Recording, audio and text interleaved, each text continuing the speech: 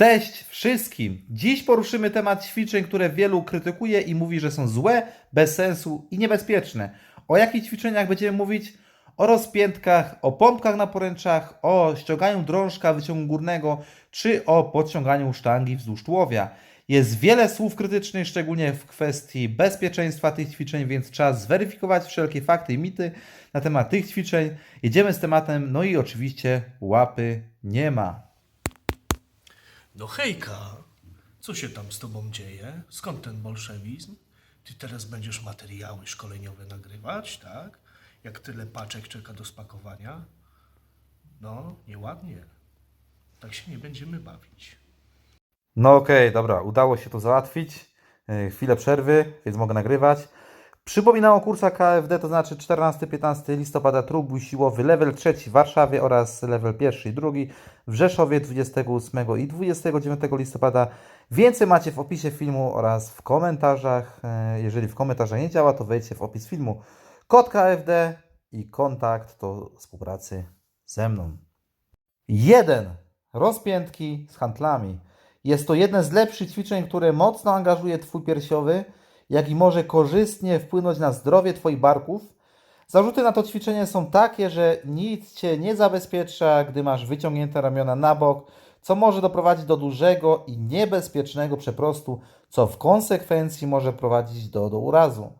Tu na starcie powiem, że osobiście nie znam osoby, która sobie w rozpiętkach zrobiła krzywdę.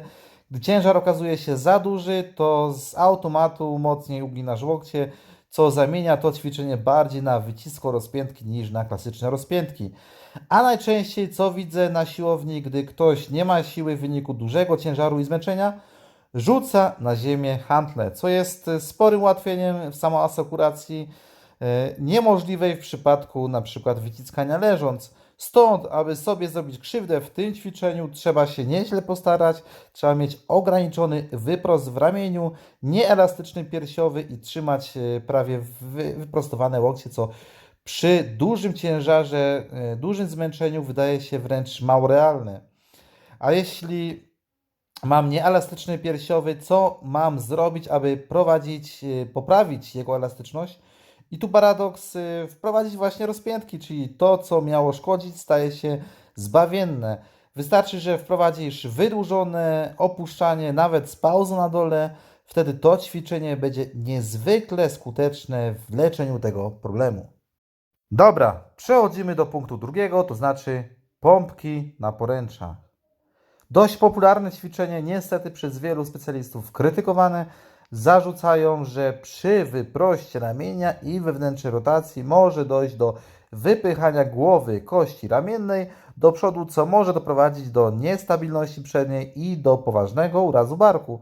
No i po części może być to prawdą, bo przy słabych rotatorach, słabej, skrajnej stabilizacji może do tego dojść, ale są to niezwykle rzadkie przypadki.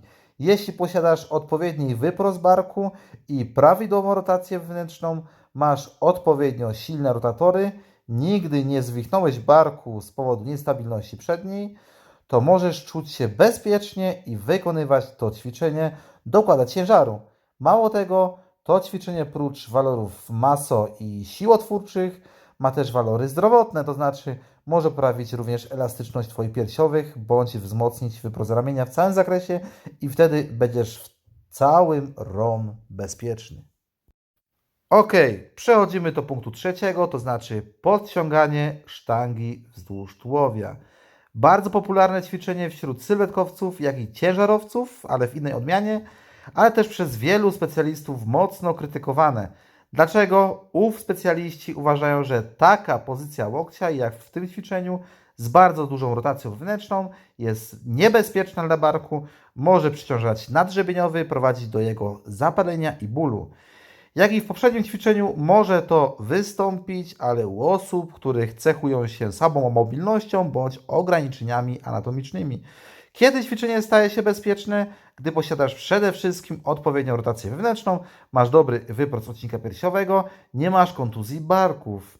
Jeśli posiadasz więc prawidłową fizjologiczną mobilność, to te ćwiczenia są w pełni bezpieczne. Jeśli jednak nie spełniasz warunków w tym ćwiczeniu, to nie jest to niezbędne ćwiczenie i możesz wykonywać różne wariacje wznosów, ewentualnie złap szerzy sztangę, co zmniejszy stopień rotacji wewnętrznej barku. Ok, przechodzimy teraz do ostatniego ćwiczenia, to znaczy ściąganie drążka wyciągu górnego za głowę. Popularna wersja, gdy chcesz zwiększyć aktywność tylnej części naramiennego i bicepsów. Ta wersja jest mocno krytykowana i totalnie odrzucana przez wielu, co jak w przypadku poprzednich punktów może być błędne, gdy podchodzimy zero-jedynkowo do sprawy. Tu przeszkodą może być słaba rotacja zewnętrzna ramienia, słaby wyprost odcinka piersiowego, słabe rotatory bądź ograniczenia anatomiczne, które nie pozwalają wykonywać tego ćwiczenia w sposób prawidłowy. Wtedy pojawiają się spore kompensacje, jak wyciąganie mocno szyi do przodu, aby drążek ominąć głowę, powodując zwiększenie się sił ścinających na struktury odcinka szyjnego kręgosłupa, co oczywiście staje się niebezpieczne. Jeśli jednak masz dobrą ruchomość klatki piersiowej, masz silne i zdrowe rotatory, spełniasz pozostałe czynniki, warunki, to bez obawy możesz takie ćwiczenie wykonywać. Jak pewnie zauważyliście, nie można do tych spraw podchodzić zero-jedynkowo. Jeśli u Ciebie to ćwiczenie staje się problematyczne, czujesz, że technika kuleje, coś powoduje dyskomfort, to nie znaczy, że samo ćwiczenie jest złe. Po prostu możesz nie posiadać odpowiedniej konstrukcji ciała, możesz nie posiadać odpowiedniej mobilności do wykonywania tego ćwiczenia bądź stabilności. Każdy jest inny, dlatego ćwiczenia powinniście dobierać pod siebie, a nie to, co kolega wykonuje, czy to, co piszą w czasopismach na przykład kulturystycznych. Nawet w istocie rzeczy głupie ćwiczenie może mieć swój sens i nie musi być od razu odrzucane. Mało tego, jeśli w przeszłości dane ćwiczenie nie było Ci dane wykonywać z różnych powodów, to po naprawie może to się zmienić. Wtedy będziesz mógł je bez problemu, bez bólu, bez dolegliwości wykonywać. Ok, to dzisiaj wszystko. Napiszcie w komentarzach, jakie ćwiczenia mam poruszyć, które ktoś uznał za złe, niebezpieczne. Napiszcie też powód, jaki tutaj użył.